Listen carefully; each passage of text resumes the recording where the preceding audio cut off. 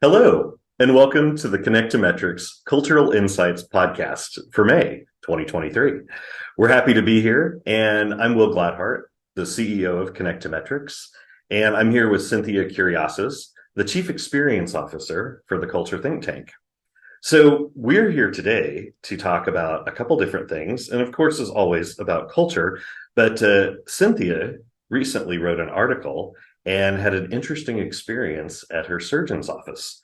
So, Cynthia, would you like to tell us a little bit about what happened?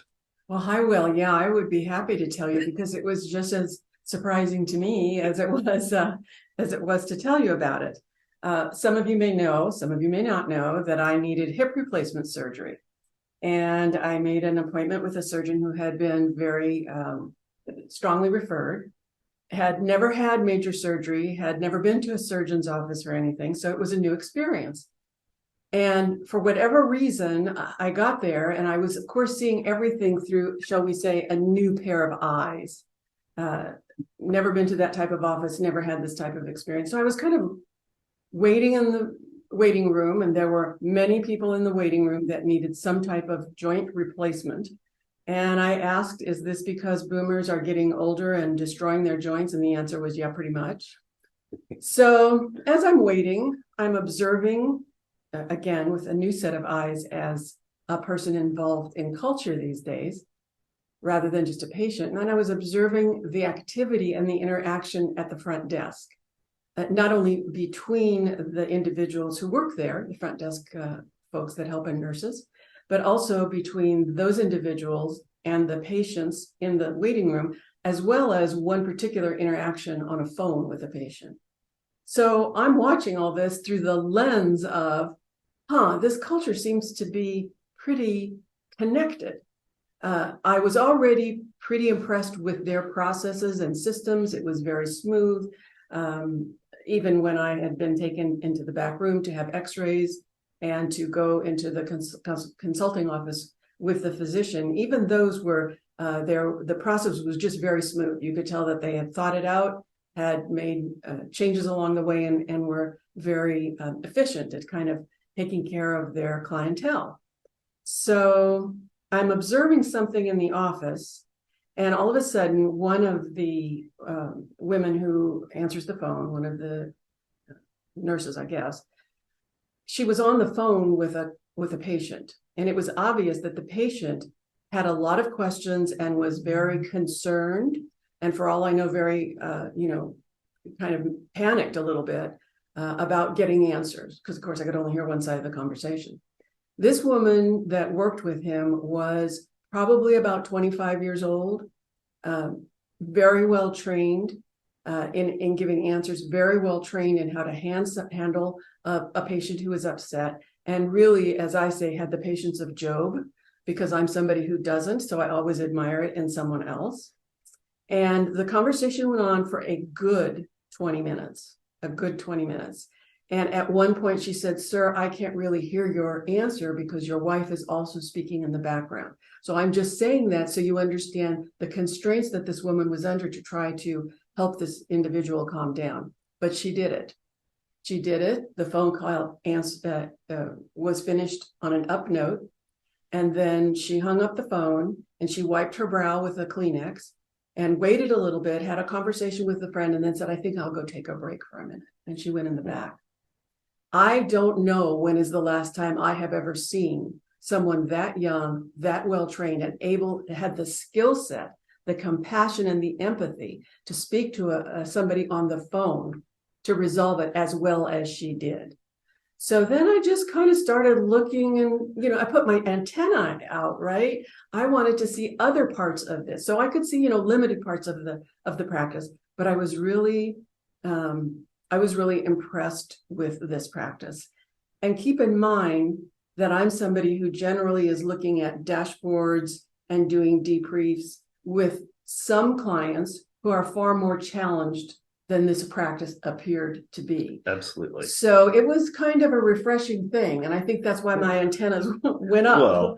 Well, and I think you mentioned, Cynthia, that, their whole process really helped reduce your anxiety level being a first time individual in a surgical suite or in a center to, have that experience happen. And that was a really big impact on your well-being and your comfortable level, being able to go through the process. So, if you were working with this particular group that you're describing with one of our assessments, what are things that you would be looking for, in the Well, dashboards? yeah, I thought about that, and I thought if I had this practice as a client and I was looking at it, there are really three major things that I would look at. Of course, I would if I sensed anxiety, we wouldn't even be having this interview.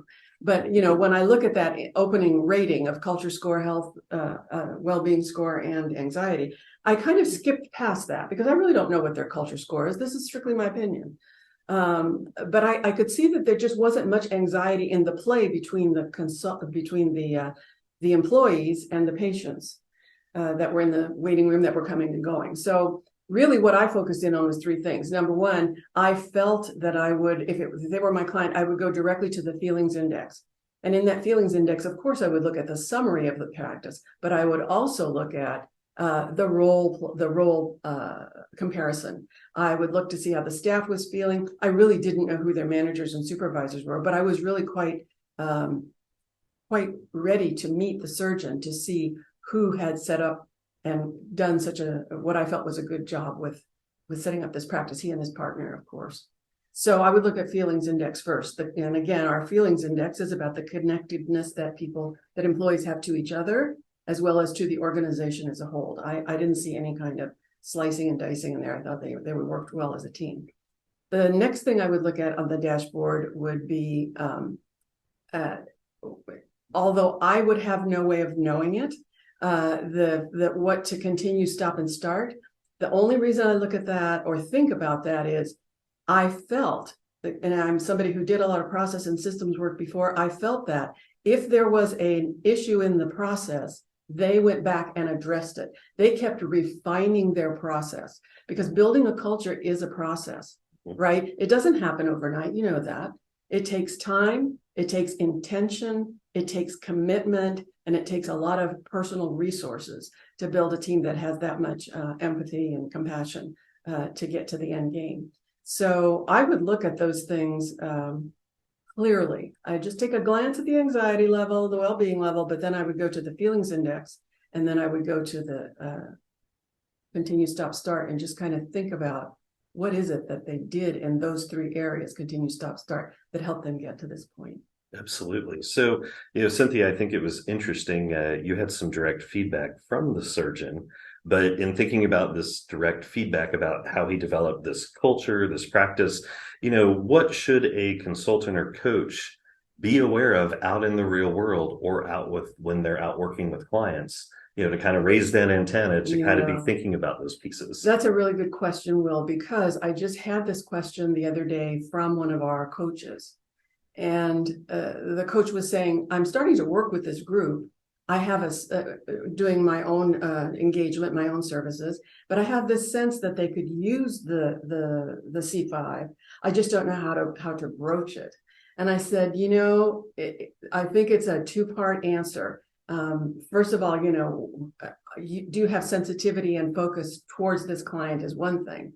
But to try to put that in words, you need to know what it is you're looking for before you can articulate it to the client. And you need to pick the right time to articulate it to the client. So my suggestion is that whether you're a coach, a consultant, a professional speaker, I think it's important to be very clear about what the C5 produces. That is, what are the problems it is addressing? So if you understand the types of challenges and problems that need to be addressed, that the C5 addresses, you will understand what their challenges and the problems may be in that organization. So if you know that anxiety is a leading indicator and you see high anxiety, that's a talking point.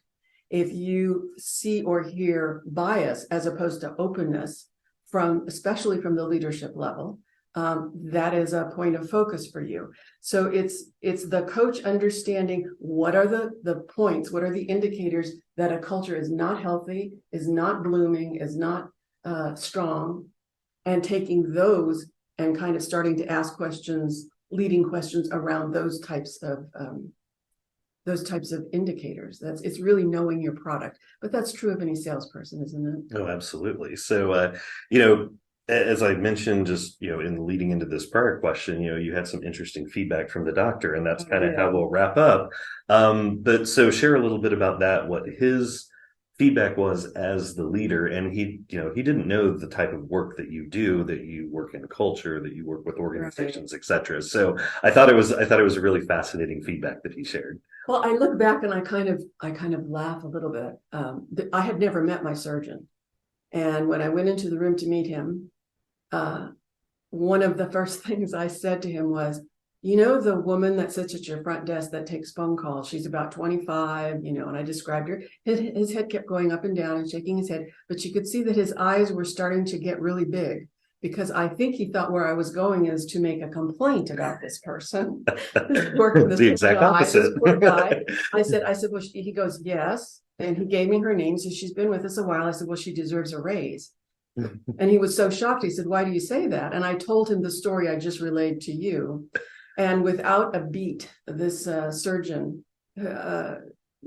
turned around and said, all of the individuals that work for us were assessed and interviewed to make sure that they believe in our mission and that their work will exhibit what we value. And I thought that was such a beautiful statement to say. He knew exactly why his staff was so impressive to me. So his eyeballs went back in his sockets and we had a great meeting. That's wonderful. Yeah. And I mean, what a great experience, and what a great example from someone that works in culture, but also from an unexpected circumstance Exactly. that, you weren't even expecting to be dropped into. So, thank you again for your insights and thoughts, Cynthia. We'll definitely link the article in the podcast transcript, so you'll be able to take a look at that. So you'll want to definitely check it out. And we look forward to having you on the Cultural Insights podcast this next month. We'll see you then.